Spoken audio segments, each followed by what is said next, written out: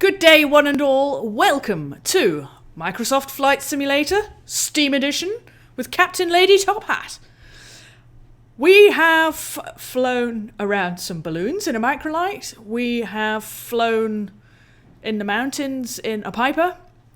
And now we are going to do a bit of gliding.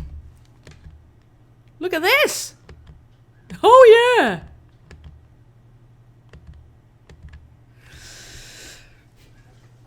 So, without further ado, let us listen to what the mission briefing is. Now, I've never been in a glider. In real life, I mean. So this will be a first time experience in a glider for me on this channel. Here we go.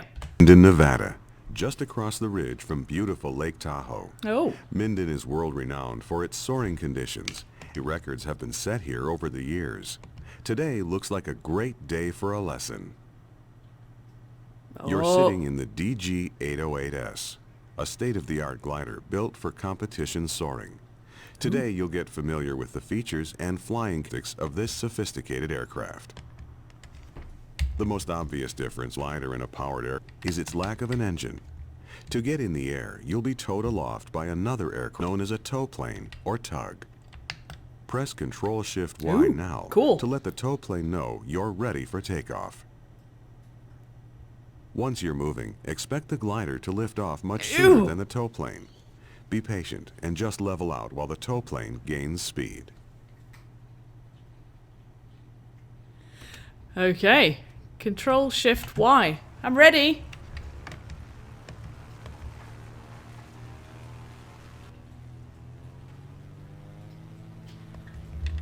There we go. The cable's taking up the slack. There you go. Cool.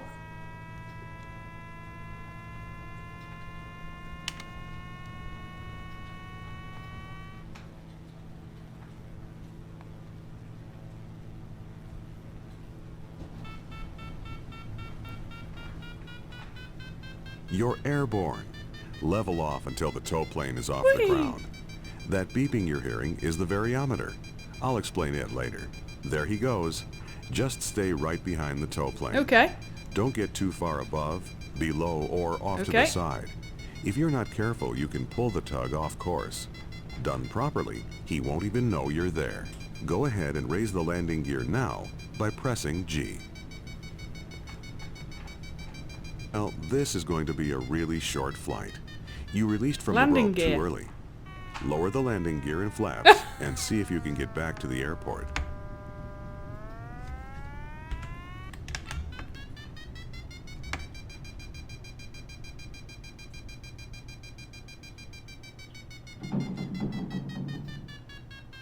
That beeping is very annoying.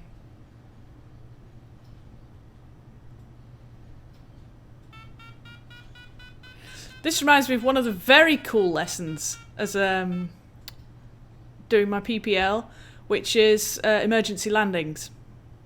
So you're flying along and then the instructor cuts the power completely to the aircraft and you have to make a split-second decision where you're going to land the aircraft, and then you have to put it there. So usually that's a field. If there's a field handy, of course, that is.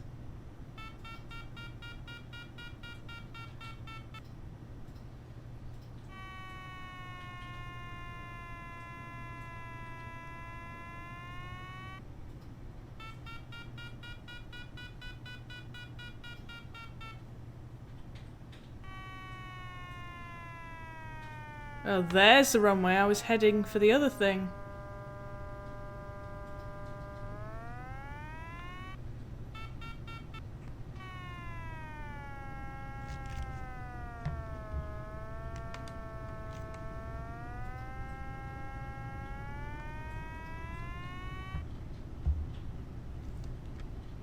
Oh, I'm gonna go in a fence.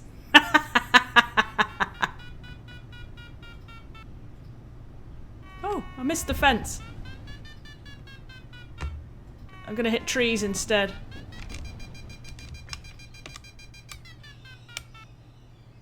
Oh well, close enough. At least you're on airport property. Great flight today. Hey. Unfortunately, you didn't make it through all the gates. Why don't you try this mission again? Let's do that again, but better. You're airborne. Level off until the tow plane is off the ground. That beeping you're hearing is the variometer. I'll explain it later. There he goes. Just stay right behind the tow plane. Don't get too far above, below, or off to the side. If you're not careful, you can pull the tug off course. Done properly, he won't even know you're there. Go ahead and raise the landing gear now by pressing G. Landing gear is up. Oh. Well, this is going to be a really short flight. You released from the rope too early. Lower the landing gear and flaps and see if you can get back to the airport.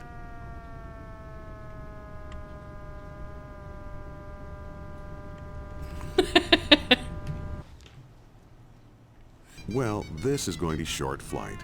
You released from the rope too early. Lower the landing gear and flaps and see if you can get back to the airport.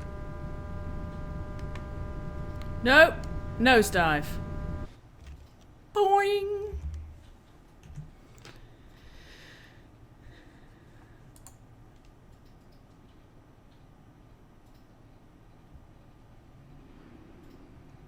High on the tow. The wake from the tow plane's wings flows downward, so staying high will keep you in smooth air. You've only paid for a tow to 2,500 feet above the ground, so he'll expect you to release at that height. That's about 7,200 feet on the altimeter. The tow rope release is the yellow knob on the bottom left side of the instrument panel. To release the rope, you can click it or press Shift Y, but don't touch it until you're at altitude. That would make for an awfully short flight. Speaking of shorter than expected flights, there comes a time in every glider pilot's career when he doesn't make it back to the airfield as intended. Either through bad decision making or lack of lift, he or she has to put the glider down in a field. This is called landing out. It's actually quite routine in cross-country soaring, but it's embarrassing nonetheless.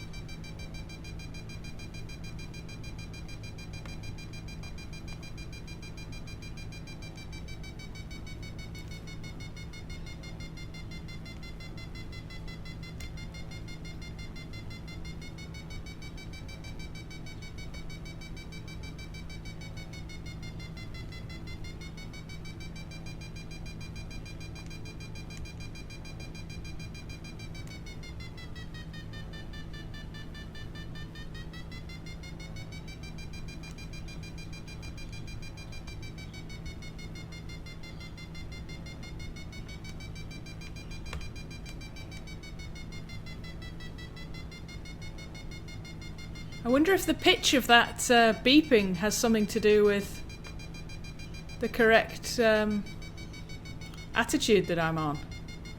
Very well debunked.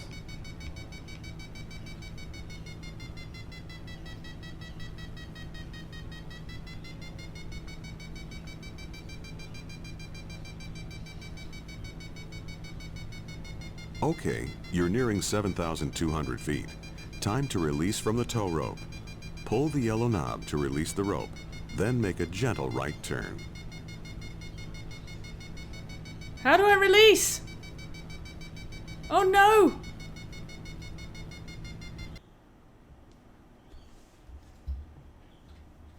I don't know how to release! Okay, I used the hat thing. I found the release. I'm going to click it with the mouse. I need to be playing for that to happen. So I'm going to unpause. Here we go. Now that you're on your own and powerless, you'll need to Thanks. find rising air to stay aloft. Keep flying straight and level, and I'll explain what to do next.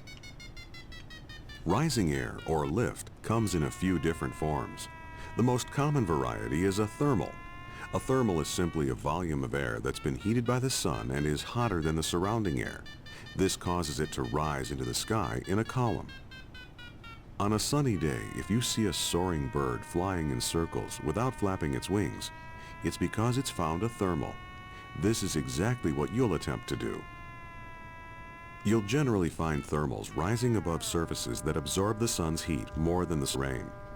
Plowed fields, rock outcroppings, or concrete areas are always good bets. There's a large thermal over the fields just west of here.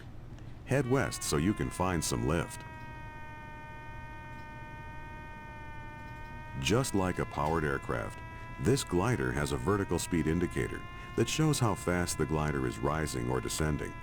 It also has a variometer, which is a more precise instrument that indicates the vertical speed of the air you're flying through. You'll find the variometer just below the airspeed indicator.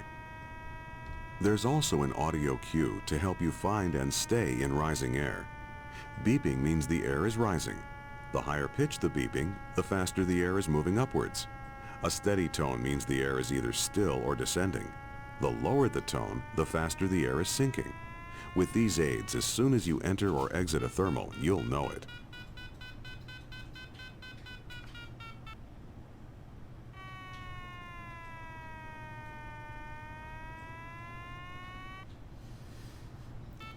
I see. Okay, so I can see the green box that we're headed for.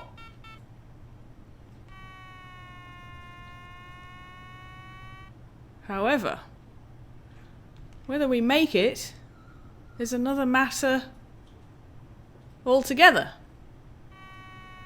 I'm just going to keep flying in that direction. Or gliding. So, if I understood correctly, this beeping is about air.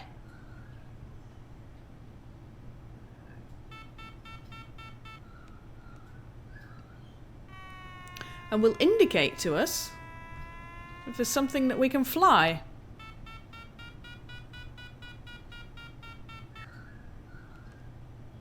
Gate 1 is at 8300.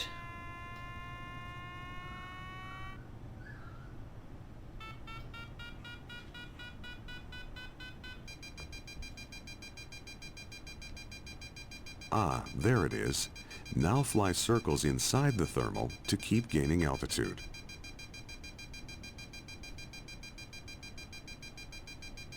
Ready to test your skill? Above you is a green gate. Keep gaining altitude until you can glide through it. The gate is at 8,300 feet.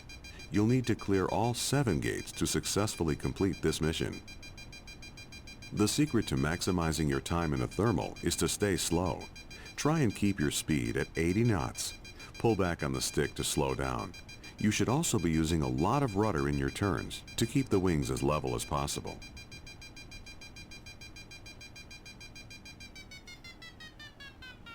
It looks like you popped out of the thermal. Round and enter. This time try to stay in the thermal by making tighter circles, just like eagles do.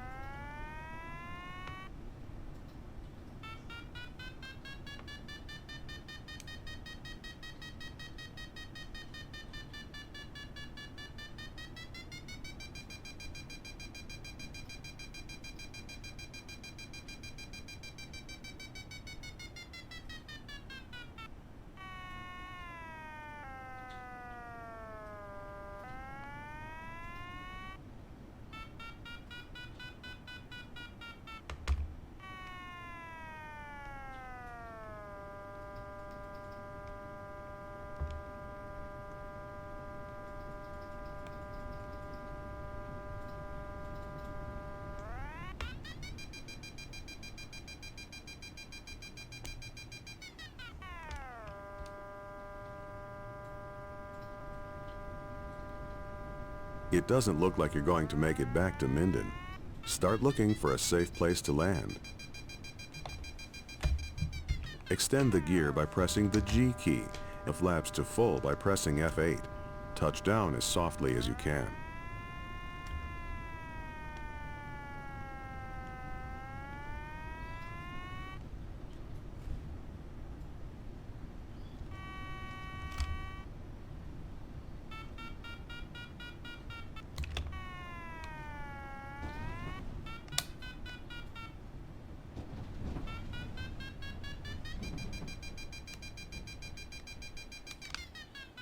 Oh well, close enough. At least you're on airport property. Great flight today. Nicely done. Don't be discouraged. You did a great job. Why don't you try this mission again? Fortunately, you didn't make it through all the gates.